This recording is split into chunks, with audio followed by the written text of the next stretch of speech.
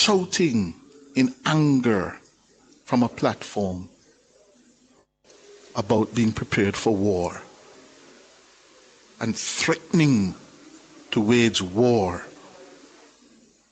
I don't know if Miranda Wellington was around in 1980. Does she understand what that trigger in people like myself? Yeah? Does she understand what she's saying? Huh? Does she? What war are you prepared for, Miranda Wellington? What war? No, you tell me.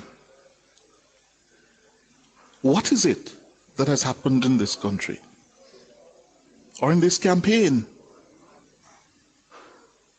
that has so moved you to believe that we must wage war? And she said it on the platform in Frome in Westmoreland on Sunday.